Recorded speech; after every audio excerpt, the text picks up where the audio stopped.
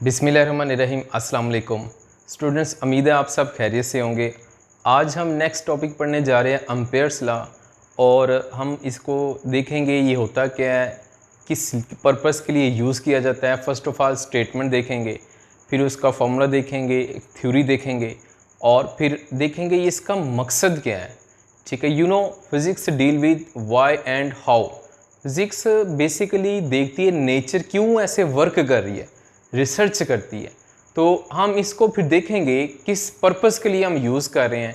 ठीक है, फिर एट द एंड हम इससे रिलेटेड इम्पोर्टेंट एमसीक्यूज भी करेंगे। तो आइए लेक्चर को स्टार्ट करते हैं हम। तो स्टूडेंट्स, फर्स्ट ऑफ ऑल हम एम्पेयर लॉ को शुरू करने से पहले चंद इम्पोर्टेंट बातें देख लेते हैं। वो लास्ट टाइम हमने टॉपिक पढ़ा था magnetic field through current carrying straight wire. अगर स्ट्रेट वायर कंडक्टर में से करंट फ्लो कर रहा हो तो उसके सराउंडिंग में मैग्नेटिक फील्ड आ जाती है। यानी मैं अगर यहाँ पे ड्रा करूँ तो ये लेट कर लें कंडक्टर है, ठीक है, और इसमें करंट फ्लो कर रहा है, लेट अपवर्ड कर रहा है, इसमें अपवर्ड करंट फ्लो कर रहा है, और इसके सराउंडिंग में आप जानते हैं मैग्नेटिक फील्ड आएगी। और हमने लास्ट टाइम देखा भी था मैग्नेटिक फील्ड कैसी होती हैं, सर्कुलर मैग्नेटिक फील्ड जनरेट होती हैं। ठीक हो गया। अब देखें ये जो मैग्नेटिक फील्ड है, इसका सरफेस से इस वायर तक का जो लेंथ बनेगी इसको आर से कहेंगे, जिसको रेडियस भी कह लें। सर्कुलर मैग्नेटिक फील्ड का रेडियस कह लें, या लेंथ से लेकर मैग्नेटिक फील्ड के लास्ट पॉइंट तक ये क्या है, डिस्टेंस है। अब देखें इस मैग्नेटिक फील्ड को, ये जो मैग्नेटिक फील्ड आ रही है सर्कुलर पाथ में करंट फ्लो कर रहा है, तो इसके सराउंडिंग में मैग्नेटिक फील्ड है। अगर ये हम फाइंड करना चाहते हैं तो इसका फॉर्मूला हमारे पास होता है B is equal to mu naught I divided by 2πr। अब ये फार्मूला कहाँ से आया? ये फार्मूला एम्पेयर लॉ ने ड्राइव किया था। तो अभी हम इधर से भी देखेंगे, एम्पेयर लॉ में भी मैंने डायरेक्ट लिखा इधर, ये जो सर्कुलर मैग्नेटिक फील्ड जो कि स्ट्रेट वायर के क्रॉस आ रही है, अगर इसको फाइंड करना हो हमने तो ये फार्मूला यूज़ करते हैं। म्यू नॉट क्या है ये हम आगे चल के देखेंगे। तो ये फॉर्मूला हम यूज़ करते हैं सिर्फ और सिर्फ ओनली स्ट्रेट वायर। अगर हमारे पास वायर कैसी है, स्ट्रेट और लॉन्ग कंडक्टर है, ये कंडीशन है इसकी, वायर कैसी हो, स्ट्रेट लॉन्ग कंडक्टर हो, तो फिर हम ये फार्मूला यूज़ कर सकते हैं। अदरवाइज ये फार्मूला हम यूज़ ही नहीं कर सकते। ठीक है, तो स्ट्रेट वायर के लिए तो ये हो गया फार्मूला। तो फिर हमें ज़रूरत क्यों पड़ी एम्पेयर लॉ की? तो स्टूडेंट्स, हमें इसलिए ज़रूरत पड़ी एम्पेयर लॉ की क्योंकि एम्पेयर लॉ एनी शेप के लिए मैग्नेटिक फील्ड को फाइंड कर सकता है। ये तो फार्मूला सिर्फ स्ट्रेट लाइन के लिए मैग्नेटिक फील्ड को फाइंड करता है। अगर हमें कोई भी शेप आ जाए उसकी उसमें अगर मैग्नेटिक फील्ड आ रही हो, वो हमने फाइंड करनी हो, तो फिर क्या यूज़ करेंगे, एम्पेयर लॉ यूज़ करेंगे। तो दैट्स वाई हम एम्पेयर लॉ पढ़ रहे हैं।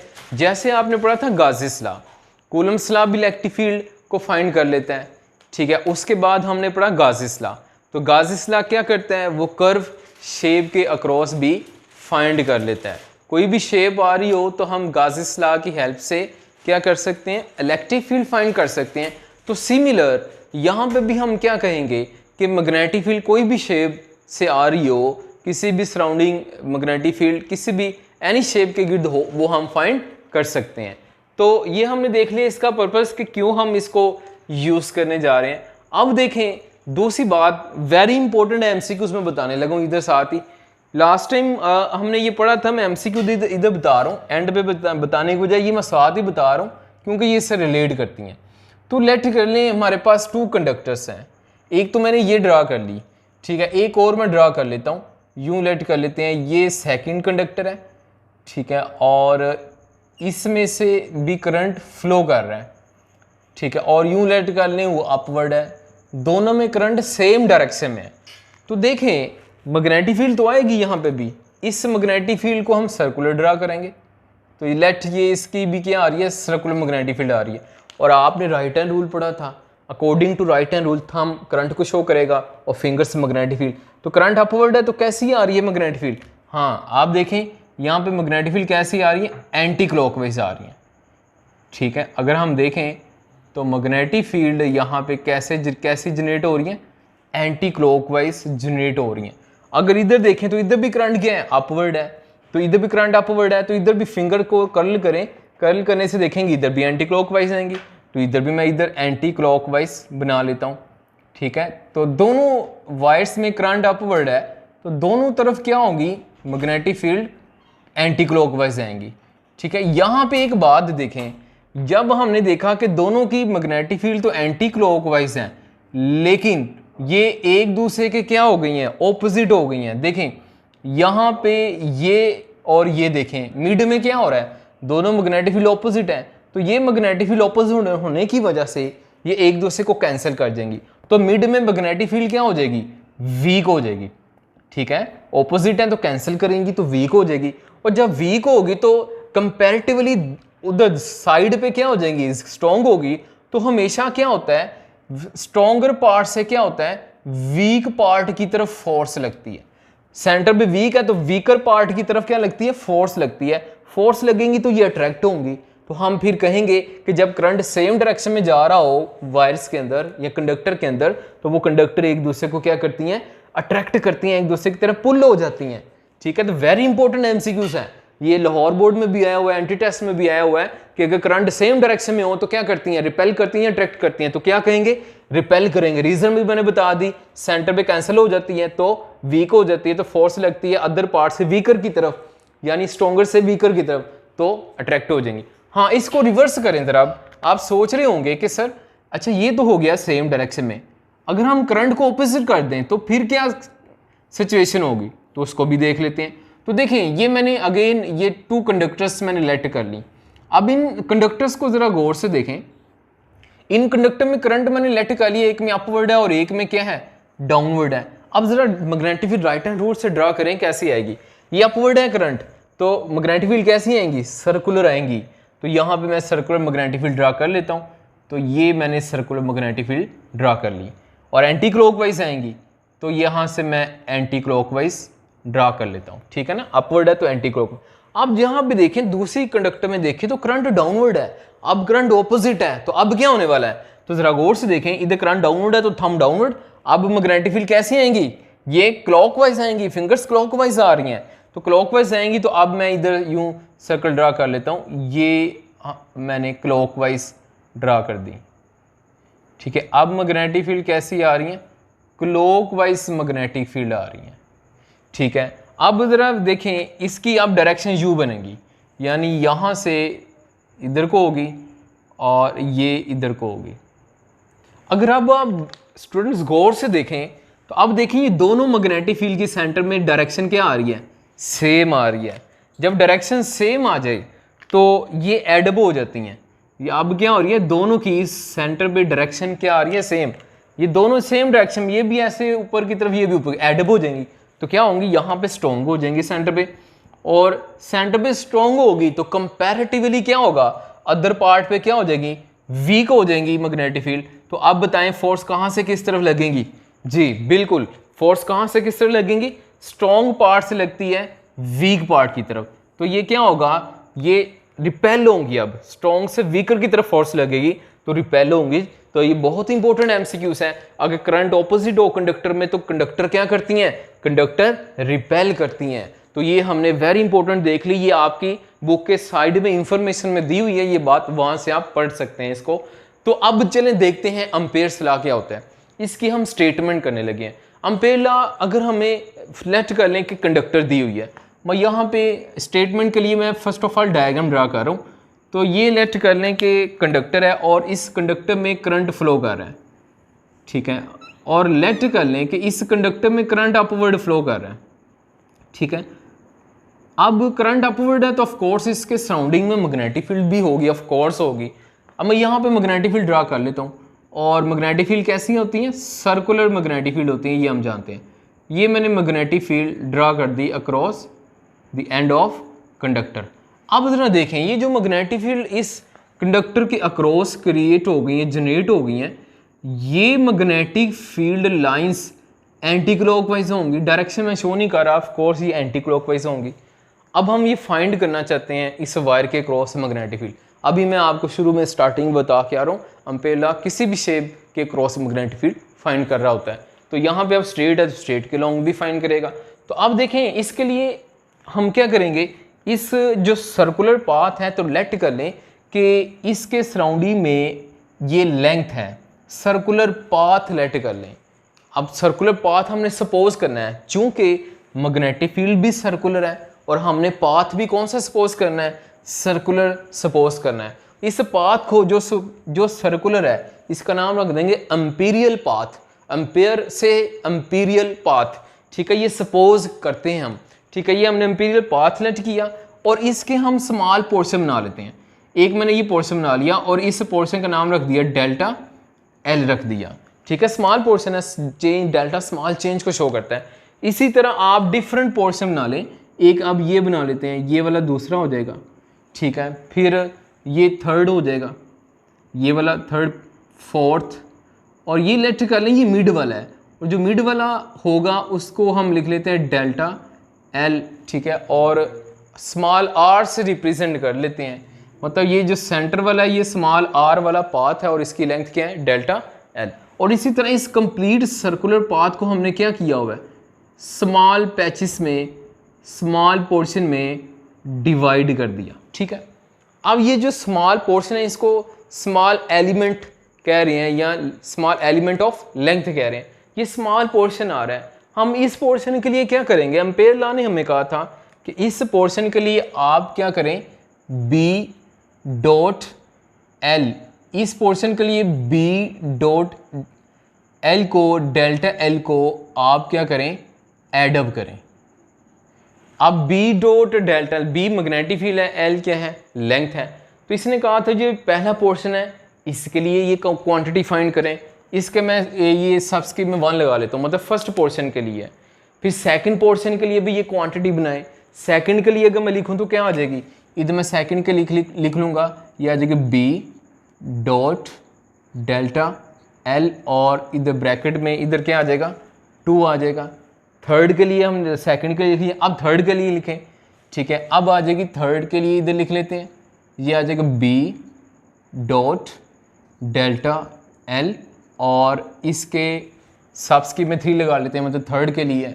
और एक बात याद रखें, ये वेक्टर क्वांटिटी है तो इधर हम ये एरो हेड लगा रहे हैं साथ, ठीक है। अब प्लस कर लेते हैं, अब प्लस करके अब इधर आ जाए, ये मैंने कहा ये मिड में है तो मिड को हम रिप्रेजेंट किससे करते हैं, ये भी आगे चल रहा है तो ये मैंने डॉट्स लगा दिए, तो अब मिड में ये प्लस मैंने लगा दिया। अब मिड में ये लेट कर लें, ये मिड में आ रहा है, या इसको कह लें ये मिड में आ रहा है, ये वाला पोर्शन क्या है, मिड में है, तो इसको आर, इस पाथ को आर कह लेते हैं, और इसकी लेंथ क्या है, डेल्टा एल है, ठीक है। अब मिड वाले पोर्शन की हमने लिखनी है, क्या लिखनी है, B dot delta L quantity लिखनी है। अब इसके लिए लिखा तो इधर जो ब्रैकेट, इधर सबस्क्रिप्ट में लगा रहा हूँ, ये स्मॉल आर लगा रहा हूँ, जो स्मॉल आर है ये मिड पॉइंट को रिप्रेजेंट कर रहा है, ठीक है, मिड पे जो क्वांटिटी होगी ये। अब आ जाए नेक्स्ट, अब चलते जाएं, फिर आगे चलते चलते एंड पे लास्ट वाला आ जाएगा, तो इधर मैं डॉट्स लगा लेता हूँ, ठीक है। अब लास्ट पे इधर क्या है क्वांटिटी, इधर मैं लिख लेता हूँ बी डॉट डेल्टा एल, और इसके भी सबस्क्रिप्ट में हम लगा लेते हैं अब N, N mean last nth region, last nth portion of element, ठीक है। स्मॉल पोर्शन हमने देख लिया, और इसने कहा था इन सब को अगर हम ऐड कर दें तो ऐड करने से, ये सारी क्वांटिटी ऐड करने से हमारे पास इक्वल आती है म्यू नॉट करंट आई। ये हमें एम्पेयर लॉ ने कहा था। एम्पेयर लॉ कहता है कि एक एम्पीरियल पाथ बनाएं, सर्कुलर पाथ बनाएं, और उस पाथ के पोर्शन करें, और हर पोर्शन के लिए क्या करें, बी डॉट डेल्टा एल को क्या करते जाएं, एडअप करते जाएं। जब ऐड करते जाएंगे तो वो किसके इक्वल आएगा, म्यू नॉट आई के इक्वल आएगा, और इसी का ही उसने नाम क्या रखा, एम्पेयर लॉ रखा। तो अब ये देखें, ये जो मैंने ये ना स्टेटमेंट है एक्चुअली, जिसको मैंने मैथमेटिकल फॉर्म लिखा हुआ है। अब इसको मैं डिफाइन करता हूँ, the sum of quantity, sum mean add होगा, the sum of quantity B dot delta L for all close path, for all small closed element of path is equal to mu naught times current enclosed by imperial path या enclosed by that circular loop। ये circular loop भी कहेंगे, circular path को circular loop भी कहते हैं। तो देखिए ये जो करंट फ्लो कर रहा है, इसमें कंडक्टर में करंट किधर है, कंडक्टर में देखें तो करंट इधर अपवर्ड है, तो करंट अपवर्ड होगा तो करंट के सराउंडिंग में क्या आ रहा है, ये लूप आ रहा है या क्लोज पाथ आ रहा है, ठीक है। अब ये इसकी स्टेटमेंट होगी, इसको हम पढ़ेंगे तो स्टेटमेंट के बाद ये डायग्राम आ गई और साथ थ्योरी में ये मैथमेटिकल फॉर्म भी यही है, ठीक है। अब देखें इसमें हम इसको रिप्रेजेंट अगर करना हो तो कैसे रिप्रेजेंट करते हैं। अगर रिप्रेजेंट करना हो तो ये सिग्मा लगा दिया, ये समेशन भी कहते हैं, सम को शो करता है। और सम कहाँ से कहाँ तक है, 1 2 3, और ये डॉटेड लगाए हुए हैं तो ये डॉटेड बता रहे हैं कि ये मिड में है, फिर उसके बाद ये मिड में आ गया, फिर आगे चल रहा है, ठीक है। फिर उसके बाद ये कंटिन्यू है। अब देखें यहाँ पे ये हमने देख लिया। अब इसको सम की फॉर्म में, समेशन की फॉर्म में लिखना है, तो इधर लिखेंगे समेशन, इधर लिख लेते हैं summation B dot delta L, ठीक है। और सबस इधर साल लगा लेंगे, सबस्क्रिप्ट में स्मॉल आर लगा लेंगे, और दूसरी तरफ आ जाएगा आई म्यू नॉट करंट, ठीक है। अब ये देखें ये आर है कि पोर्शन बता रहा है, ये वैसे आर मिड पोर्शन को शो कर रहा है। अगर मैं इधर लिख दूं आर कहाँ से कहाँ तक है, 1 to n है, तो 1 to n का मतलब है कि पहले अगर इधर r की जगह 1 लगाएं तो ये फर्स्ट पोर्शन बन जाएगा, अगर r की जगह 2 लगा दें तो सेकंड बन जाएगा, r की जगह 3 लगा दें थर्ड, r की जगह 1 से कहाँ तक लगा सकते हैं, n तक लगा सकते हैं, n लगाएंगे तो लास्ट पोर्शन बन जाएगा। और ये सब किसके इक्वल होगा, म्यू नॉट आई के इक्वल होगा, ठीक है। तो ये इसी को हमने क्या कर दिया, सम अप करके लिख दिया। अच्छा, इसमें जो एक बात आ रही है वो ये कि ये जो स्मॉल पोर्शन बन रहा है, इस स्मॉल पोर्शन को मैं यहाँ पे ड्रा कर लेता हूँ। लेट करें कि ये यहाँ पे मैंने ड्रा किया, ये इस तरह से स्मॉल पोर्शन है जिसके सराउंडिंग में मैंने क्या किया हुआ है, रेड लाइंस भी लगाई हुई हैं, आप देख रहे हैं, ठीक है। ये रेड लाइंस है। इधर क्या होगा, ये मैग्नेटिक फील्ड भी होगी, मैग्नेटिक फील्ड को बी लिखेंगे, ठीक है। अब मैं इसी को मैं क्या करता हूँ, इसी को मैं यहाँ पे ड्रा कर लेता हूँ। ये स्मॉल पोर्शन जो है इसको क्या कह रहे हैं, डेल्टा एल कह रहे हैं, और यहाँ पे मैग्नेटिक फील्ड होगी। मैग्नेटिक फील्ड को हम किससे लिख रहे हैं, बी से लिख रहे हैं, और इस स्मॉल पोर्शन को, ठीक है, डेल्टा एल से लिख रहे हैं। एरो लगा लेंगे तो ये लेंथ इसकी डायरेक्शन भी बता रहा होगा। अब देखिए मैं बी के कंपोनेंट ड्रा करता हूँ, फर्स्ट कंपोनेंट, और ये क्या है, सेकंड कंपोनेंट, और ये एंगल थीटा है, और थीटा के सामने वाले का नाम क्या होता है, बी साइन थीटा, और हॉरिजॉन्टल का नाम क्या होगा, बी कॉस थीटा। तो ये जो मिड में आ रहा है ना, इसको मैं बाहर लिख लेता हूँ, ये जो आ रहा है इसको नाम देंगे बी कॉस थीटा। अब देखें ये तो परपेंडिकुलर है, ये जो हॉरिजॉन्टल है यानी ये डेल्टा एल के ऊपर आ रहा है, इसको हम कंसिडर करेंगे इनको, यानी इधर देखें तो बी कॉस थीटा पैरेलल है, किसके पैरेलल है, ये पैरेलल है डेल्टा एल के, ठीक है। इधर मैं लिख लेता हूँ डेल्टा एल, तो बी कोस थीटा पैरेलल आ रहा है डेल्टा एल के, और जो पैरेलल होंगे उन्हीं को मल्टीप्लाई करेंगे, तो मल्टीप्लाई करते हैं B cos theta into delta L, और इनको मल्टीप्लाई करेंगे तो इसी का नाम क्या होगा, बी डॉट डेल्टा एल होगा। क्यों बोला, इसको मल्टीप्लाई करें तो क्या आ जाएगा, B delta L cos theta आ जाएगा, और ये वही डॉट प्रोडक्ट बन गया जो आपने फर्स्ट ईयर में भी पढ़ा हुआ है, क्या होता है ए डॉट बी, तो ए बी कॉस थीटा होता है, तो यहाँ पे क्या है बी डॉट एल, तो क्या आ जाएगा बी एल कॉस थीटा आ जाएगा। तो ये वही बात है, ये जो बी डॉट डेल्टा एल आ रहा है, ये बी डॉट डेल्टा एल किसके इक्वल है, B delta L cos theta, और अगर फर्स्ट एलिमेंट के लिए है तो इधर क्या आ जाएगा, b1 l1 आ जाएगा, इधर भी b1 l1। अगर ये सेकंड के लिए है, या इसको ब्रैकेट के बाहर लिख लेंगे, सेकंड के लिए है तो 2 लगा दें, फर्स्ट के लिए है तो इधर 1 लगा दें, 3 के लिए है तो इधर 3 लगा लें, लास्ट एलिमेंट के लिए है तो इधर n लगा लें। तो ये हमने देख लिया ये पोर्शन किसके इक्वल होता है। तो ये हमने डेरिवेशन भी देख ली। डेरिवेशन क्या है, डायरेक्ट उसकी स्टेटमेंट से ही हमने बनाई। हमने देख लिया कि ये एम्पेयर लॉ की स्टेटमेंट देखी। एम्पेयर लॉ बेसिकली हमें ये स्टेटमेंट बताता है, ये फार्मूला है जो इसकी स्टेटमेंट है, और ये किस लिए यूज़ होगा, मैग्नेटिक फील्ड फाइंड करने के लिए यूज़ होगा। अब ये देखना है कि ये मैग्नेटिक फील्ड फाइंड कैसे करता है। तो स्टूडेंट्स ये देखने के लिए हमें इसकी एप्लीकेशन करनी पड़ेगी, और एप्लीकेशन हम नेक्स्ट लेक्चर में करेंगे।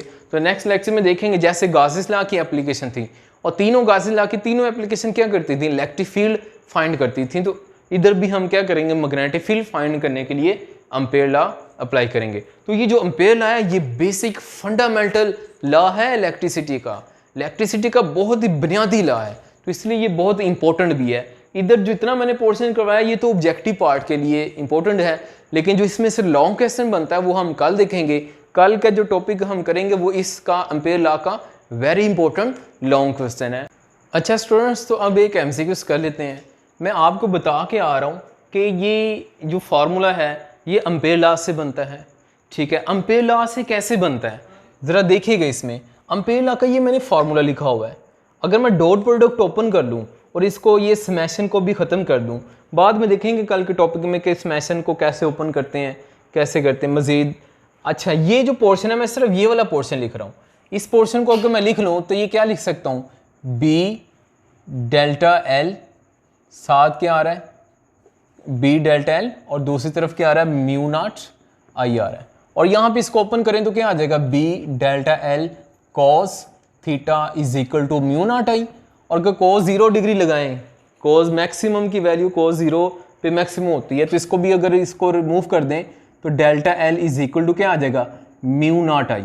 और अगर यहाँ पे मैं बी की वैल्यू निकालूं तो बी किसके इक्वल आ जाएगा, म्यू नॉट डिवाइडेड बाय क्या आ जाएगा, यहाँ पे डेल्टा एल आ जाएगा। ठीक है, और यहाँ पे देखें ये जो डेल्टा एल है ये सर्कुलर पाथ की लूप की या इंपीरियल पाथ की ये लेंथ है, और ये सर्कल है, और सर्कल की जो लेंथ होती है उसको हम लिखते हैं सर्कमफेरेंस, जिसको हम कहते हैं 2πr, और डेल्टा एल की वैल्यू इधर पुट कर देते हैं 2πr, तो क्या बन जाएगा म्यू नॉट आई ओवर 2πr। ठीक है, ये हम फॉर्मूला अब यूज़ किया करेंगे, ये एमसीक्यूज़ में आ सकता है कि करंट दिया हो और ये आर रेडियस दिया हो, ठीक है, सर्कुलर पाथ का, पुट करके हम वैल्यूज़ फाइंड कर सकते हैं। अब मैंने वैल्यूज़ नहीं बताई लेकिन आप फाइंड कर लेंगे। ठीक है, वेरी इंपॉर्टेंट है, ये आपने याद रखना है। अब इधर एक और एमसीक्यूज़ बनती है जो कि लाहौर बोर्ड में कई दफ़ा आई हुई है। वो ये है कि कहते हैं बताएं इधर म्यू नॉट की वैल्यू क्या है। तो म्यू नॉट यहाँ पे कांस्टेंट है और इसकी वैल्यू होती है 4π × 10⁻⁷ weber per ampere per metre. ये इसका यूनिट है। साथ यूनिट भी पूछा जाता है एमसीक्यूज़ में, वैल्यू भी पूछी जाती है, वेरी इंपॉर्टेंट है। अब ये परमिटिविटी, इसका नाम है परमेबिलिटी फॉर फ्री स्पेस। जैसे एप्सिलॉन नॉट हमने पढ़ा था 12th चैप्टर में। एप्सिलॉन नॉट 12th चैप्टर में क्या बताता है, परमिटिविटी फॉर फ्री स्पेस, तो इसका नाम है permeability for free space. Permeability for free space का मतलब है फ्री स्पेस मैग्नेटिक फील्ड को परमिट करने की, गुजरने के लिए। अगर फ्री स्पेस या एयर है या कोई मीडियम है वो अपने में से मैग्नेटिक फील्ड पास करने की परमिशन देता है, तो इसको क्या कहते हैं, permeability for free space. Let करें कि यहाँ पे ये मेरे पास ये मेरा हैंड है, तो हैंड परमिशन देगा अपने में से, मैग्नेट रखें तो मैग्नेट रखें यहाँ पे नॉर्थ तो यहाँ पे साउथ, तो मैग्नेटिक फील्ड इस हैंड में से पास कर देंगी। तो ये इस हैंड में से मैग्नेटिक फील्ड पास करेंगे, हैंड ने पास करने की परमिशन दी है। ठीक है, कुछ मटेरियल में से मैग्नेटिक फील्ड पास ही नहीं करती। ठीक है, तो नहीं पास करती मतलब उसकी परमेबिलिटी होगी नहीं। अब ये हैंड पास करने दे रहा है तो इसकी परमेबिलिटी है, और परमेबिलिटी कितनी है, ये फ्री स्पेस की है, हैंड की कुछ और होगी, डिफरेंट मटेरियल की कुछ और होगी। अभी हम जो पढ़ रहे हैं इस बुक में ये परमेबिलिटी फॉर फ्री स्पेस है। फ्री स्पेस में मतलब ये हम एयर भी कह सकते हैं, फ्री स्पेस की और एयर की वैल्यू सेम होती है, तो ये इतनी परमिशन होती है फ्री स्पेस अगर अपने में से मैग्नेटिक फील्ड को पास करने दें। इजाज़त दें, अब हम मिलते हैं नेक्स्ट कल के लेक्चर में। अल्लाह हाफिज़।